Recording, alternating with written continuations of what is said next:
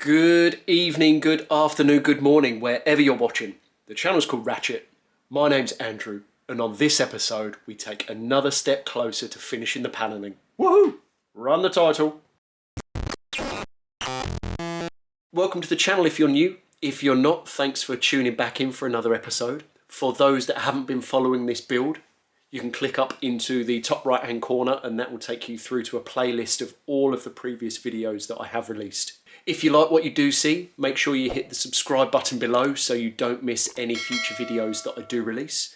Be sure to leave a comment, leave a thumbs up. It's always really appreciated to read what you guys think about the progress on the car. You can also follow me on Instagram, Ratchet GT40, where you'll get slightly more regular updates on how the build's going. And on this episode, I take another step closer to finishing the panelling. I finally get started on making the top covers to the chassis, which will then enable me to sit the spider on and start getting that aligned as it should be. So I'm looking forward to getting stuck into that and making some real good steps forwards. So from the last video where I made the new inner arch panelling, now coming onto the top, which is where the spider obviously sits. What I did was make the full length templates that I'll then use to cut the aluminium from. This is going to be split into two pieces, and then I'll have the double row of rivets, the detail that I've used elsewhere around the panelling also. Before that, what I did do was make myself a new front access panel. So you can see sat on top of the new one is the old flat piece that I removed. Moving that to one side, you can see the new piece that I made, which has got a bead rolled lip. So when I make my new cover panel, that will sit on there flush. Also on this panel, I've added return lips to the sides and the fronts just to cloak over the other panelling as I have done elsewhere on the car. The other point of detail on this particular panel is the fact that I've added another bead roll across the top, and that means that this top portion will dress in flush with this front panel. So again, I'm hoping it should all tie in really nicely. So what I'm going to be doing now is taking these cardboard templates through over to some aluminium and getting those cut out and try and get those shaped and fitted to the car.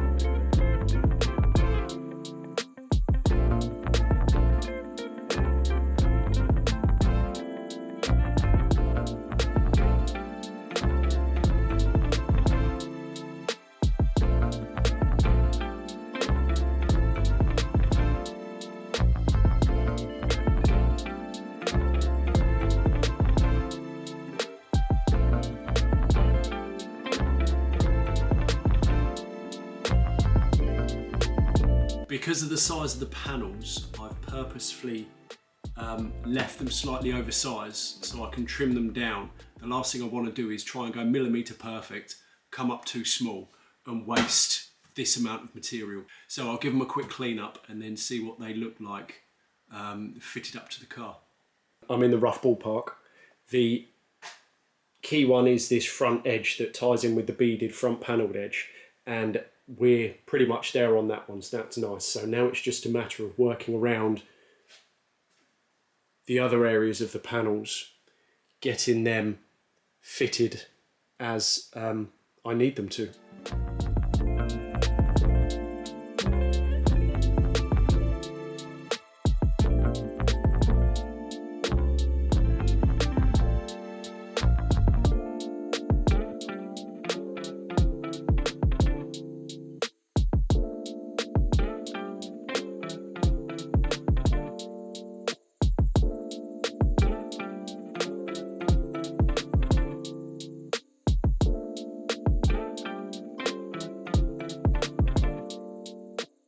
One thing that I have come across that I've just come up with a plan, which is always good, is the fact where the return edge comes over this side panel, but then needs to step back in to actually sit against the chassis.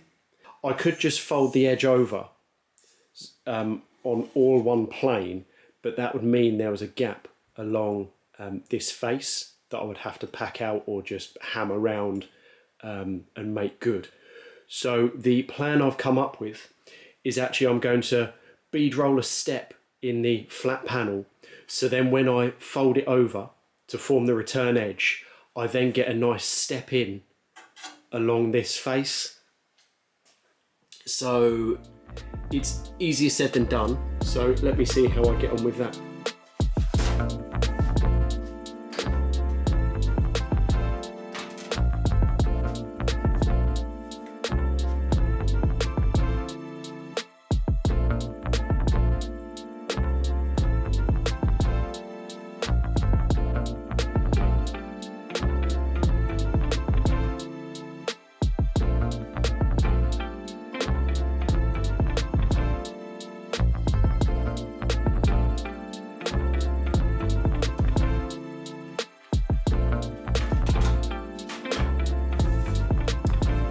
So what I'm hoping now is this beaded line here, once folded up, will then give me the step into the chassis that I need.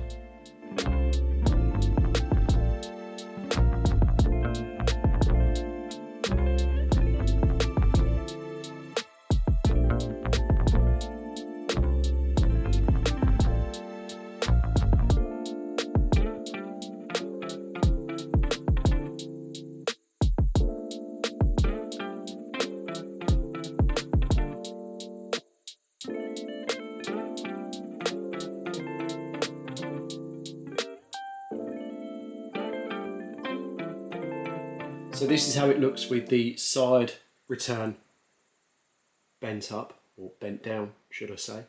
There's a slight bow in the piece now, so what I'll need to do is get the shrinker and pull this side edge straight again. So you can see there is quite a bend on this now. So I've got the shrinker, so what I'll do is I'll just run it through this and try and pull out some of that.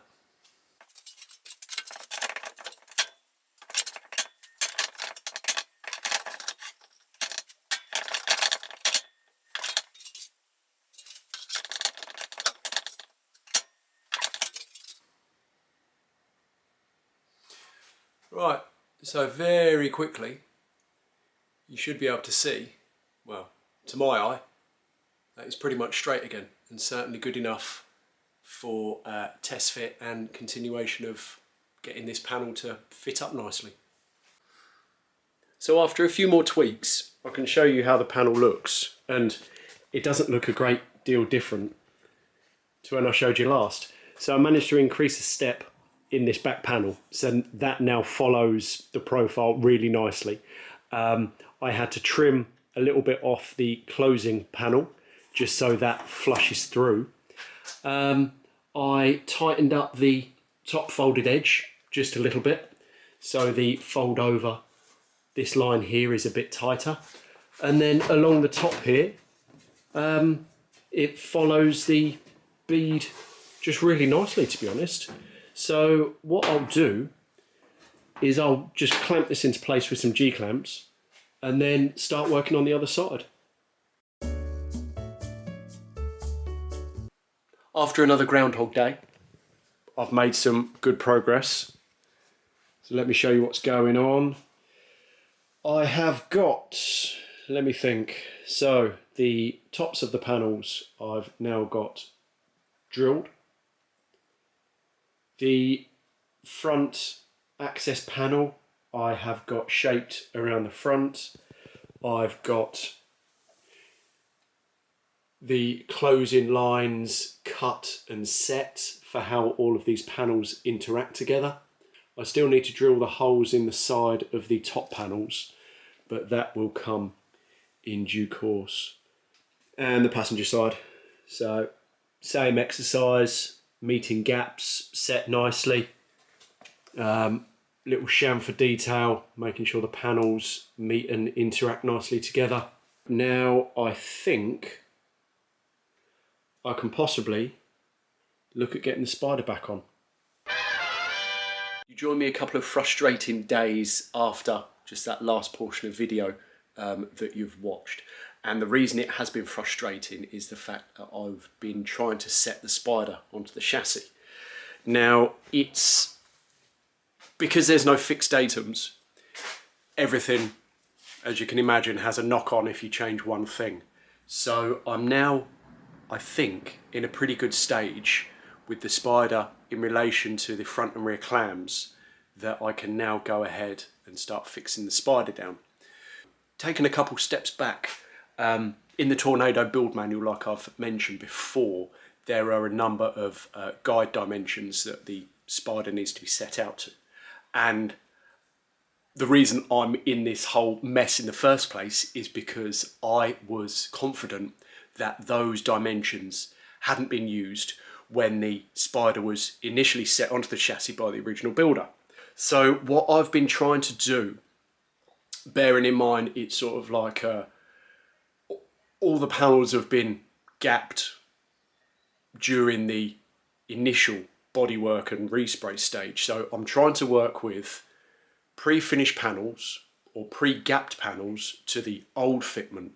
So I don't even have the starting baseline of fresh panels out of the mould because they've already been trimmed and sanded to fit the incorrect placement, if any of this is making sense. So I think that's sort of thrown me through a bit of a loop and tripped me up in a couple of places.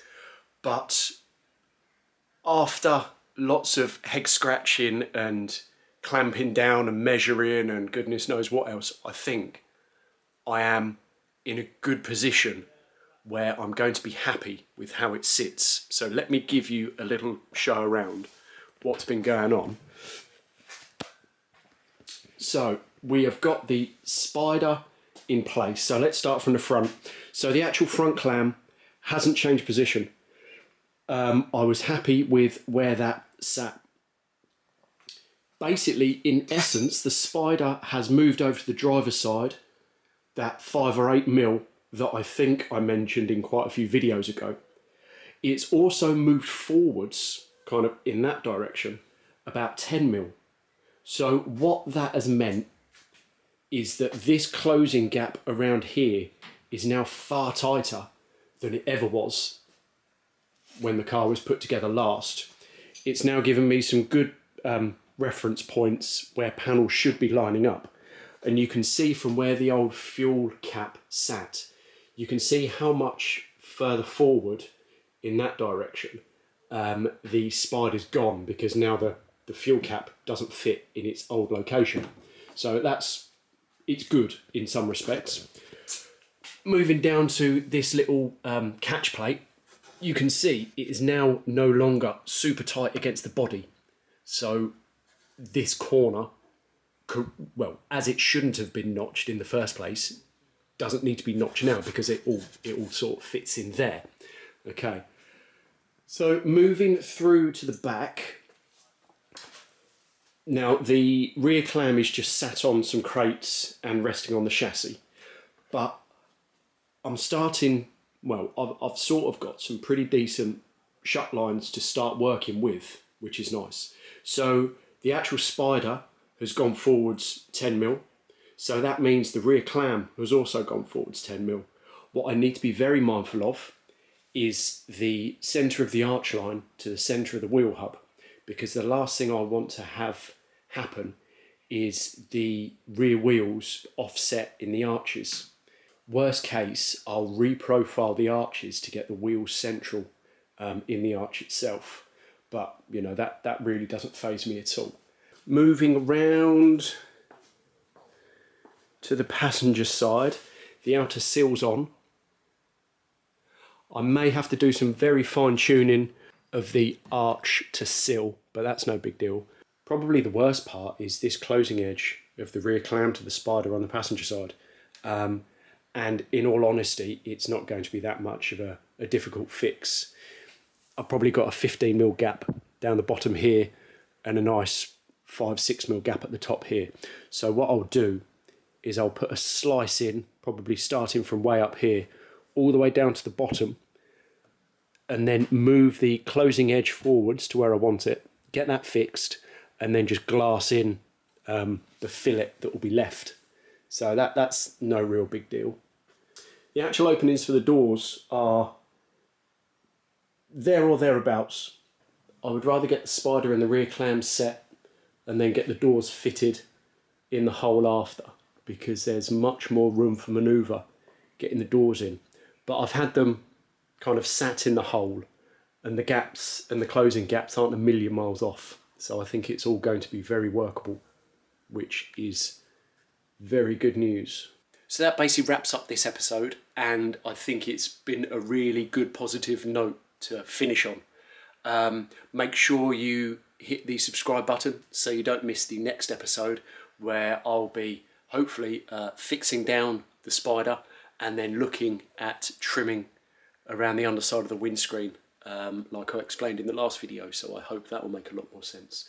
Leave a comment below, leave a thumbs up. It's always really good to read what you guys think about the progress that's been made.